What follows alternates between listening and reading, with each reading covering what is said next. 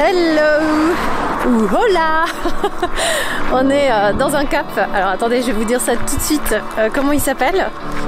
On est au... Tu te souviens du nom? San Antonio. Donc on va aller voir le phare de San Antonio. Et on est toujours près de Denia. Regardez cette vue. En fait, on est vraiment sur un cap. Donc d'un côté, il y a la mer. Et de l'autre, il y a aussi la mer. Et c'est juste magnifique. Enfin, un peu du hors-piste. Regardez ça. C'est incroyable. Merci Coco pour les recommandations parce que ça vaut vraiment le coup. On est garé là juste derrière, vous voyez le camping-car là sur le parking, vers là-bas. Du coup, on va faire un peu le tour de tout ça, on va vous montrer en image, ça va être pas mal. Salut et bienvenue sur notre chaîne. Si vous ne nous connaissez pas, laissez-nous y remédier. Nous, c'est Audrey et Steve. On a décidé de tout quitter en janvier 2017 pour réaliser l'un de nos rêves, voyager autour du monde. Mais finalement, on a tellement aimé l'Asie qu'on ne le quittera pas avant la fin de nos 1 an de voyage. Vous comprendrez ensuite que nous ne souhaitions pas rester sur notre faim. Et comme il nous manquait du budget pour continuer à voyager, on a donc prolongé l'aventure en Australie avec un PVT. Encore une fois, cette deuxième étape de notre voyage allait marquer à jamais nos vies. Et au lieu d'y rester quelques mois, on y a voyagé 2 ans. À la fin de notre PVT, on est retourné quelques mois en Asie. Et c'est là qu'on pensait avoir trouvé le projet de notre vie, un ranch en Thaïlande, dont on aurait tenu la gérance. Mais malheureusement, la Covid est arrivée et nous a obligés à rester en France. Mais rien n'arrive par hasard et on aimait beaucoup trop voyager pour reprendre notre vie sédentaire. On a donc acheté Bubble, un vieux camping-car de 88 qu'on a complètement réaménagé pendant 5 mois avant de commencer un nouveau voyage, le Tour de France. Cette fois-ci, nous ne sommes plus 2, mais 3, car notre Minette fait partie du voyage. Mais on se connaît, quand on commence une nouvelle aventure, on ne sait jamais quand on reviendra. On t'emmène avec nous ?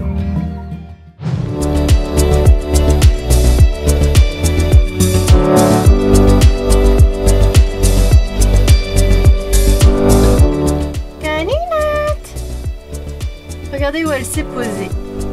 Alors pour faire bref, Kali a une vue de dingue sur la mer. Tout autour là, ce que vous voyez c'est la mer. Et elle s'est mise au seul endroit où il y a du soleil.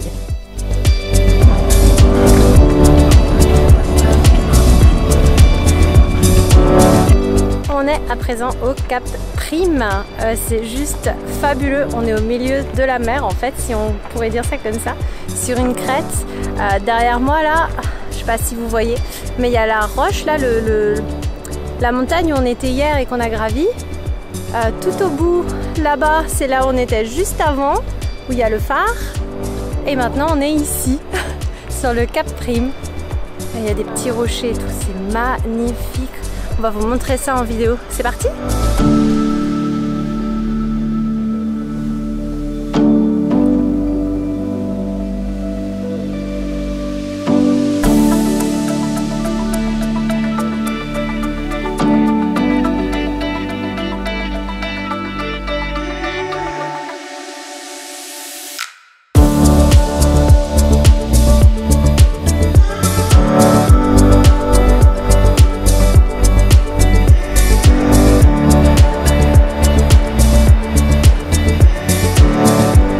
Sur le Cap Prim, c'est assez dingue parce que ça nous fait beaucoup penser à l'Australie. Je ne sais pas si vous l'avez fait, mais du côté de la Great Ocean Road, il y a énormément de roches de ce style avec une eau magnifique.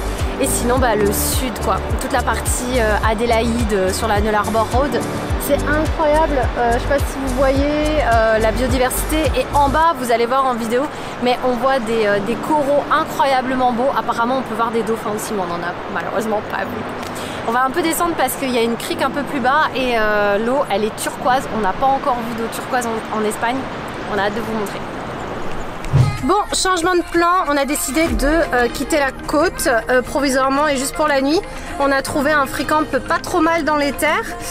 Pourquoi ce changement? Eh bien pour la simple bonne raison que c'est galère pour se garer. Donc on a décidé avec Steve, qui s'est coupé les cheveux, du coup de nous garer un peu plus loin, d'aller sur Moreira, on montrera sur la carte, demain et de faire la côte à vélo pour une journée. Alors apparemment ça monte, ça descend, ça va être très très drôle. Donc feu, on prend la route et puis on va se poser pour la journée. Il est 3h de l'après-midi.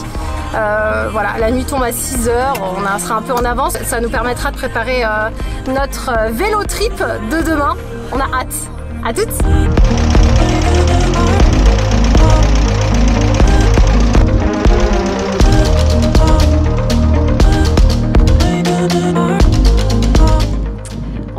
s'arrêter pour la nuit et en fait notre bubble a un petit peu cramé.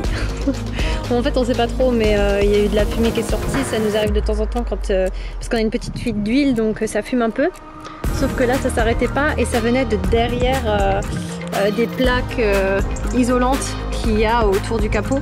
Donc on sait pas trop ce qui a flambé. Steve a rajouté de l'huile ce matin donc on espère que c'est juste un trop plein qui a, avec toutes les secousses qu'on s'est pris aujourd'hui dans l'école, un trop plein qui aurait débordé et qui du coup était chaude et vu que ça touchait le moteur, bah, ça fait de la fumée.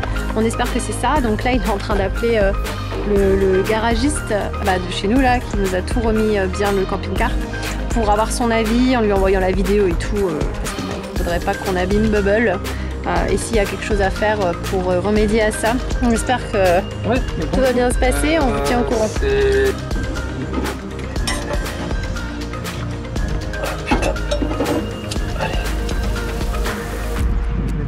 On a notre réponse, en fait il s'agit de la laine de verre, on va vous montrer qui brûle parce que certainement qu'une bestiole a voulu s'y réfugier la nuit.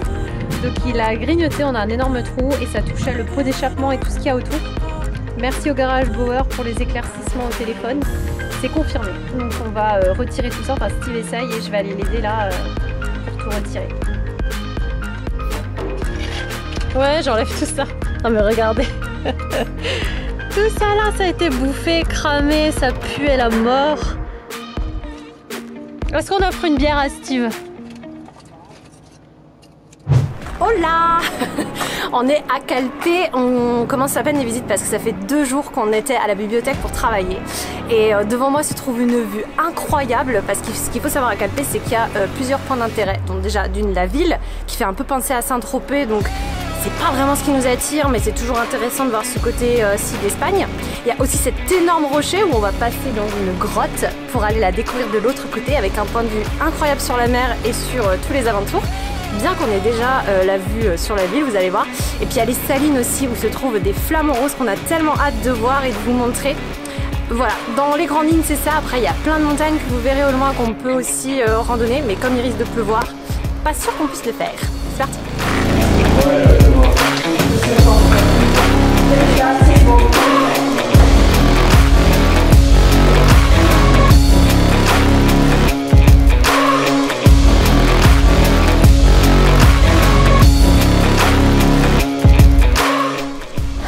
On est au sommet. Voilà, et on a un petit chat trop mignon qui est juste là-bas, qui a l'air d'être un peu malade quand même parce qu'il lui manque des poils. Mais ouais, je sais pas, on sait pas ce qu'il fout là parce qu'il a quand même fallu monter 45 minutes. Et la vue est incroyablement belle. Alors on a la vue sur Calpe comme on s'y attendait. On a aussi la vue sur certainement, Steve il pense que c'est Alicante. Franchement ça me paraît trop près pour être ça, mais c'est possible. Et ouais, c'est juste incroyable en fait. On va vous montrer toutes les vues. Je vais passer le caméscope à Steve pour qu'il vous montre ça. Je vais passer l'appareil photo à Steve pour qu'il vous montre ça. C'est incroyablement beau. En tout cas, on est fiers d'être montés.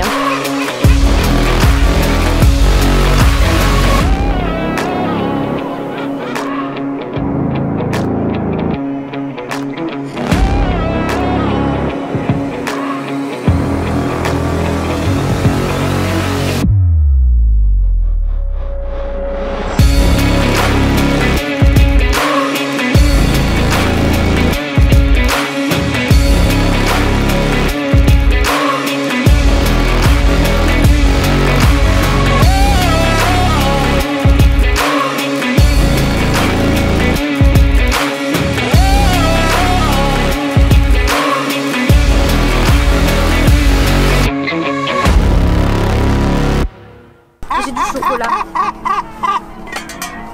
Est-ce que tu veux de l'eau? Tu as soif?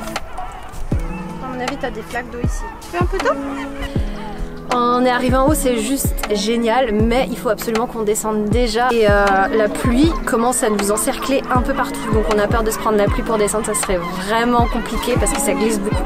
Donc on descend tout de suite et on verra si on a le temps d'aller aux salines. À tout à l'heure.